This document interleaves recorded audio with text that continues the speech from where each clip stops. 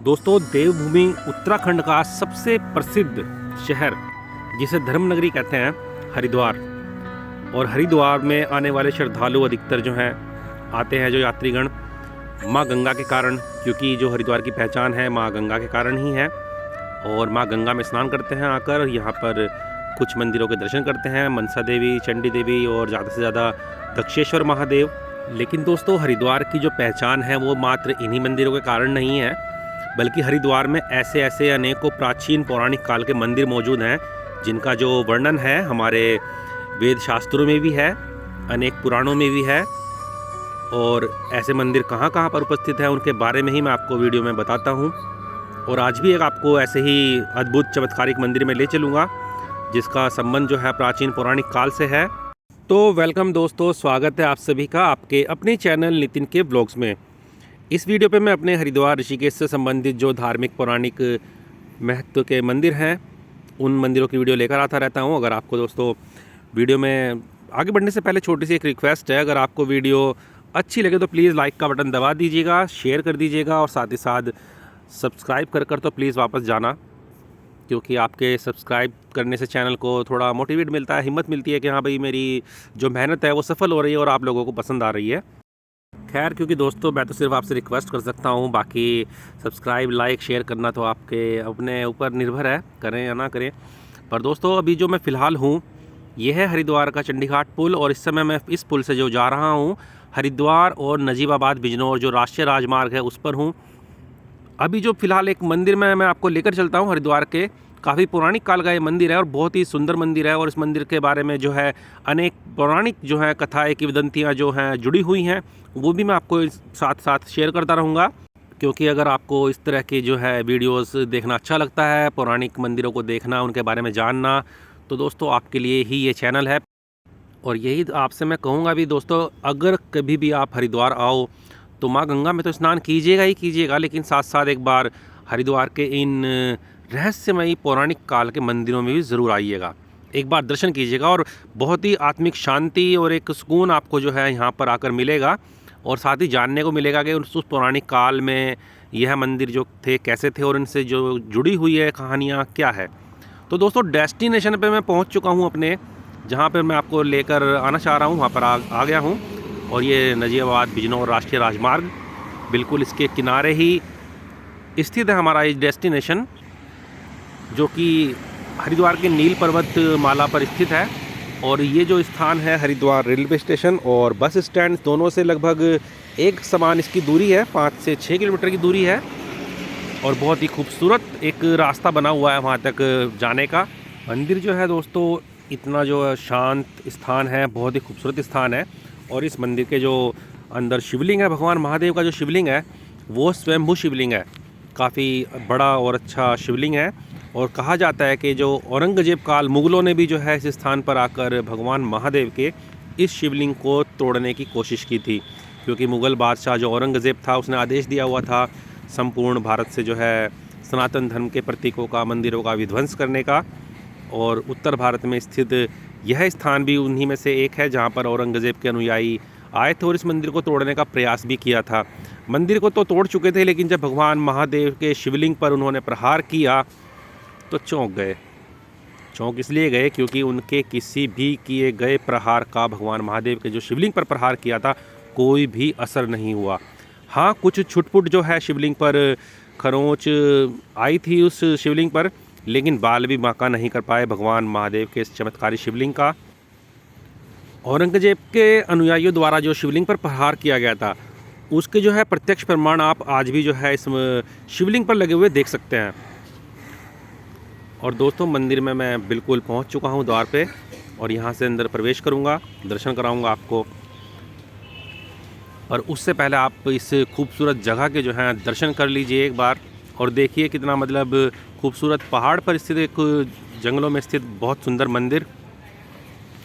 अभी जो वीडियो के स्टार्टिंग पे जो मैंने आपको गंगा दिखाई थी वो हरिद्वार की जो नीलधारा गंगा है तो वो गंगा जी ही, लेकिन वहाँ पर उनको नीलधारा कहा जाता है। और क्यों कहते हैं वो भी मैं आपको जानकारी दूंगा, क्योंकि वो कथा भी इसी मंदिर से जुड़ी हुई है। प्राचीन गंगा जो नीलधारा है उनका इतिहास किस तरह से जुड़ा हुआ है वो भी आपको इस वीडियो में देखते रहिएगा, पता चलेगा आपको। और जानकर आपको भी आश्चर्य होगा। आगे बढ़ता हूँ और साथ साथ आपको बताता भी हूँ। तो दोस्तों, इस मंदिर का जो एक पौराणिक किंवदंती कथा है वो कुछ ऐसी भी है कि जब पौराणिक काल में राजा दक्ष, जो कि ब्रह्मा जी के मानस पुत्र थे, और उन्हीं की जो नगरी थी कनखल, हरिद्वार की जो उपनगरी है, वही उनका यहाँ पर वास था। उनकी जो पुत्री थी सती, माता सती का जो है विवाह हुआ था भगवान महादेव के साथ। राजा दक्ष ने जो है दोस्तों एक काफ़ी बड़े यज्ञ का आयोजन किया, और उस यज्ञ आयोजन में सभी देवी देवताओं को, यक्षों को, गंधर्वों को, किन्नरों को, ब्रह्मांड में शायद ही कोई होगा जिसको निमंत्रण नहीं गया। लेकिन जो इस सृष्टि के संहारक देवता हैं, देवादिदेव हैं, देवताओं के भी जो देव कहे जाते हैं, भगवान महादेव को उन्होंने इस यज्ञ में निमंत्रण नहीं दिया। कारण था उनका अपमान करना, क्योंकि राजा दक्ष जो थे वो भगवान महादेव को देवता मानते ही नहीं थे। उनको कहते थे कि भाई ये क्या भूत प्रेत का स्वामी बना फिरता है और भभूत मल के रखता है, कैलाश पे रहता है, कुछ भी नहीं है पास इसके। ये मुख्य कारण था कि वो उनको भगवान मानते ही नहीं थे। हालांकि अपनी पुत्री की जिद के आगे झुककर उन्होंने भगवान महादेव से उनका विवाह किया था, और यही सोच कर के कहाँ इन सभी देवी देवताओं के, पूजनियों के, गुरुओं के, ऋषियों के बीच में मैं उस भभूतधारी को बिठाऊंगा। इस कारण से उन्होंने भगवान महादेव को निमंत्रण नहीं दिया राजा दक्ष ने इस यज्ञ में। और माता सती इस यज्ञ में आई थी भगवान महादेव से हट करके, उनसे ज़बरदस्ती आज्ञा लेकर, अनुमति लेकर कि मुझे अपने पिता के यज्ञ में जाना है। भगवान महादेव ने उनको जाने की आज्ञा तो दी, परंतु स्वयं नहीं गए। और जब माता सती उस यज्ञ में पहुंची तो उन्होंने वहां पहुंचकर देखा कि आमंत्रण तो बहुत दूर की बात है, उनके पति के लिए यानी भगवान महादेव के लिए वहां पर एक स्थान भी नहीं छोड़ा गया। चलिए दोस्तों, कहानी मैं बाद में आपको थोड़ा सुनाता हूँ, लेकिन उससे पहले आप दर्शन कीजिए भगवान श्री नीलेश्वर महादेव के। जी हाँ दोस्तों, ये है भगवान श्री नीलेश्वर महादेव का मंदिर, जो कि हरिद्वार के नील पर्वत पर स्थित है, और माँ गंगा, जिन्हें नीलधारा कहा जाता है, नीलधारा के किनारे पर स्थित है। और यह देखिए दोस्तों, यही वो शिवलिंग है जिस पर स्वयंभू शिवलिंग, जिस पर आप निशान देख रहे हो, ये वही प्रहारों के निशान हैं जो औरंगजेब के अनुयायियों ने किए थे इस शिवलिंग को तोड़ने के लिए, लेकिन बिल्कुल भी सफल नहीं हुए अपने इस मंसूबे में कि इस शिवलिंग को बिल्कुल भी यहाँ से तोड़ पाएँ, हिला पाएँ। और यह जो है मंदिर का अंदर का जो स्थान आप देख रहे हैं, बहुत ही आत्मिक शांति और एक अजीब सी ऊर्जा से भरा हुआ स्थान है ये। यहाँ पर दोस्तों जो है सावन के जो महीने में काफ़ी भीड़ रहती है आने वाले श्रद्धालुओं की, और स्थानीय श्रद्धालुओं में तो इस मंदिर की बहुत ही आस्था है, अगाध श्रद्धा है भगवान महादेव के इस मंदिर में। और सावन के अलावा जो दोस्तों महाशिवरात्रि आती है, तब तो यहाँ पर बिल्कुल भी जगह नहीं होती कि आप अगर अच्छी तरह से भी दर्शन कर लो, इतनी भीड़ यहाँ पर जुटती है। और इस वीडियो में अभी आप भगवान महादेव के दर्शन कर रहे हैं, भगवान श्री नीलेश्वर महादेव के। तो मैं आपसे एक बार कहना चाहूँगा कि दोस्तों कमेंट में लिख दीजिएगा ज़रूर, हर हर महादेव। चलिए बाहर चलता हूँ यहाँ से आपको लेकर, और वापस आता हूँ अपनी उस कथा पर। तो दोस्तों बिना आमंत्रण के जो है उस यज्ञ में पधारी हुई माता सती को देखकर उनके पिता जो है और क्रोधित हुए, और उनसे ही अपमान करने लगे माता सती के सामने ही भगवान महादेव का, कि जब मैंने निमंत्रण ही नहीं दिया तो तुम आए ही क्यों हो यहाँ पर। अपने साथ साथ अपने पति का ऐसा अपमान होते देख माता सती जो है काफ़ी क्रोधित हुई, काफ़ी उन्हें रोष हुआ कि मैं अकारण ही भगवान अपने पति की इच्छा के विपरीत यहाँ पर आई हूँ, अतः अब मैं वापस भी नहीं जा सकती। लेकिन यही सोचकर उन्होंने अपने जो है प्राणों का जो त्याग कर दिया था, यहाँ पर अपनी योगाग्नि से अपने आप को भस्म कर दिया था माता सती ने। और तब भगवान महादेव क्रोधित हुए जानकर, और उन्होंने अपने गण वीरभद्र को जो है आज्ञा दी राजा दक्ष के इस यज्ञ को ध्वंस करने की। सब कुछ जो है वीरभद्र ने विनाश कर दिया था राजा दक्ष के इस यज्ञ का, और भगवान महादेव ने स्वयं आकर यहाँ पर जो है राजा दक्ष का शीश काट दिया था।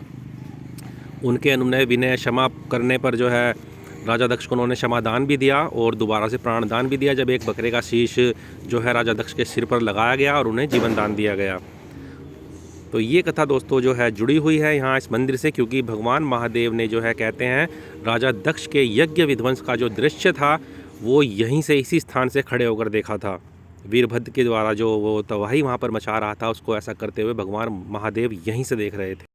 और दोस्तों एक कथा कही जाती है कि भगवान महादेव ने जब समुद्र मंथन के पश्चात उस हलाहल सर्वप्रथम निकले हुए विष को ग्रहण किया तो उस विष की गर्मी से भगवान महादेव काफ़ी व्याकुल हो गए, बहुत ही ज़्यादा। और उस विष की गर्मी को जो है शांत करने के लिए उन्होंने एक शीत स्थान का चयन किया और यहाँ पर आए। यहाँ आकर जो है दोस्तों माँ गंगा में उन्होंने स्नान किया, जिस कारण माँ गंगा की जो जलधारा थी, उस जलधारा का जो रंग था वो नीला पड़ गया था उस विष के प्रभाव के कारण। और उसी विष की जो छाया थी वो इस पर्वत पर पड़ी और तभी से यह स्थान, यह पर्वत नील पर्वत और माँ गंगा जी जो थी वो उस स्थान पर नीलधारा कहलाने लगी। और इस स्थान पर आकर भगवान महादेव को काफ़ी आत्मिक शांति हुई, उस विष की उष्णता से उनको मुक्ति मिली। तभी से दोस्तों इस प्राचीन पौराणिक काल के स्थान को नीलेश्वर महादेव कहा जाता है। और यही कारण है कि इस मंदिर का जो रंग है, इस पर जो कलर किया गया है वो भी नीले रंग का है। चलिए दोस्तों वीडियो जरूर अगर आपको अच्छी लगी होगी तो लाइक कर दीजिएगा, शेयर कर दीजिएगा, साथ साथ चैनल को सब्सक्राइब भी। मिलूंगा आपसे अपनी अगली वीडियो में, तब तक के लिए आप सबको जय गंगे मैया, हर हर महादेव।